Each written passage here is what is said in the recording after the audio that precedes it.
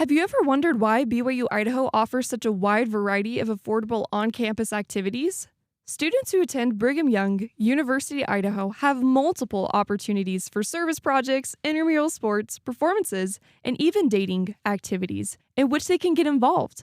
Though there's many people throughout the university's history and those who work for BYU-Idaho today who we can thank for all of these, President George Samuel Romney greatly influenced student and community life when he served as our 7th university president. During his presidency, George brought the college community together and emphasized the idea of the student body becoming one in both actions and standards. This is his story. Welcome to the BYU-Idaho Roots of the Mighty Oaks podcast. I'm your host, Eden Rowe, and here we talk about the history of BYU-Idaho and how it applies to us today. The stories shared during this podcast are true, and they can help us understand and appreciate how BYU-Idaho became our beloved institution. George S. Romney was born on November 12, 1874 in St. George, Utah, where he spent most of his early years. Sadly, his childhood was not always a pleasant experience. He grew up as the 6th of 10 children and described himself as having a nervous fear throughout his youth. He was very shy with a sensitive disposition. Some of this anxiety he suffered with was due to his relationship with his father, who would often lose his temper. This would scare George and his siblings. This nervous tendency was something George had to overcome, but he didn't let it define his life. George and his family faced significant persecution when they moved to St. John's, Arizona. People disliked them because they were a minority in more ways than one. They were outsiders in the predominantly Mexican community, members of the Church of Jesus Christ of Latter-day Saints, and their family practiced polygamy, which was not understood or supported outside of the church. During this time, George's fears intensified as he struggled to cope with being so strongly disliked.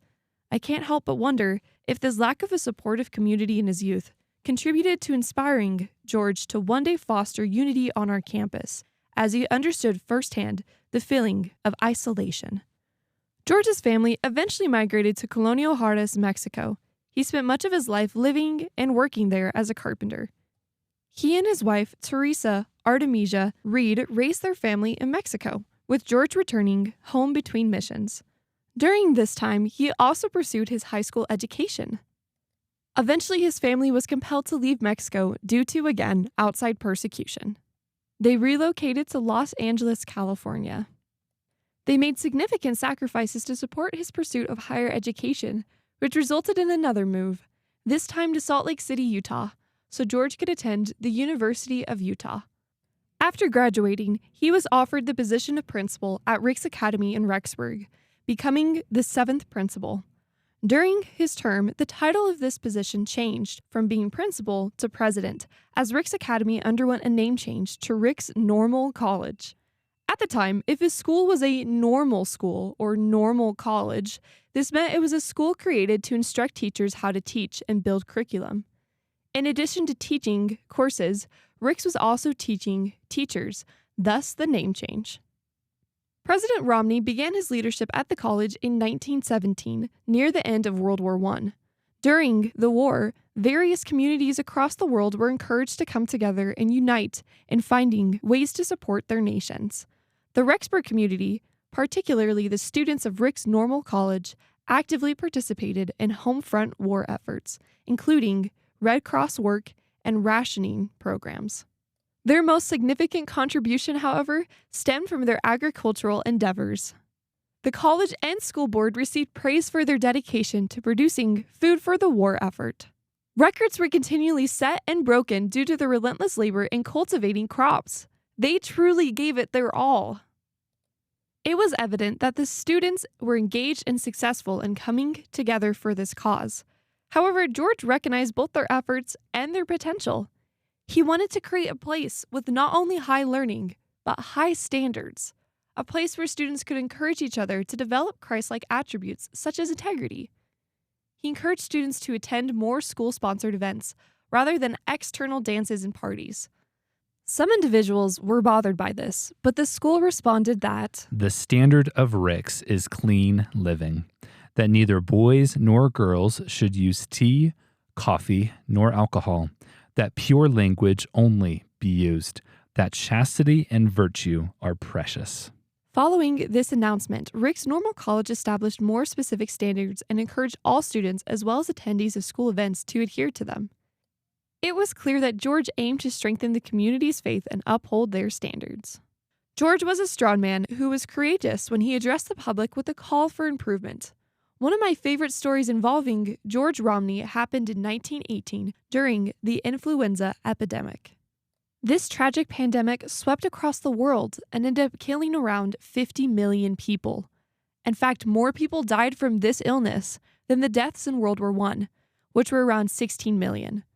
Rumors started spreading around Rexburg that the college would be shut down and would cease to continue. President Romney was quick to respond and to address the toxicity of gossip. He said that it was unwise enough to scatter information that we are not to continue school because of the influenza. While the school did close down temporarily, President Romney said, as soon as the quarantine is lifted and the authorities see fit, the school will open again. The school reopened, just as George said it would, and precautions were made to keep everyone safe. Every day, a physician made inspections to keep students and faculty healthy. No one was allowed to school if they were feeling sick that day. The community and a lot of the world started wearing face masks made from gauze to keep the virus from spreading. Enrollment decreased in 1919 because of the circumstances.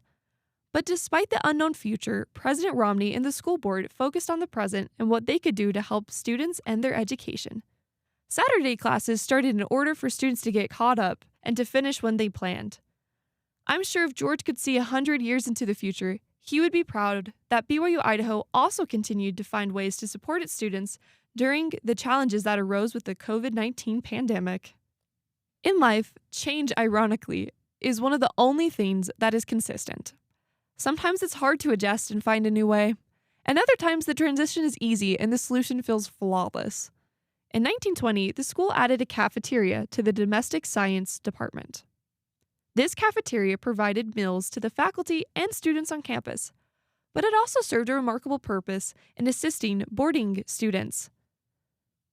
This money made from this new service contributed to fixing inadequate facilities that local boarding students lived in. The food served provide nutritious and filling meals for students, while the money made from it contributed to beautifying Rexburg. It was a win-win situation. George Romney invited the community to visit the cafeteria, and he predicted that the cafeteria would provide great success in this new venture. I'm sure George would be pleased to see that BYU-Idaho continues to operate several successful food venues within the Crossroads in the Manwaring Center, which not only serves food, but is a place for students to gather and connect with each other. Also during George Romney's time as president, the Church of Jesus Christ of Latter-day Saints called for a drastic change. At the time, Rick's Normal College taught high school courses in addition to college courses, but the church saw the future of the college heading in a new direction. They wanted to phase out the high school grades to make the whole focus of Rick's Normal College for educating college students with their goal to become the nation's best junior college. The school began with eliminating the freshman high school class and continued to phase out high school classes year by year until the final seniors graduated. During this time, the school underwent one more name change, changing from Rick's Normal College to simply Rick's College. The college was known by this name from 1923 for a total of 78 years until 2001, when it underwent a final name change to Brigham Young, University-Idaho. Though the changes were scary for some, George pressed forward in faith and remained in contact with the church, giving church leaders reports on the operation and seeking advice when needed. It was a bumpy road, but their efforts weren't in vain.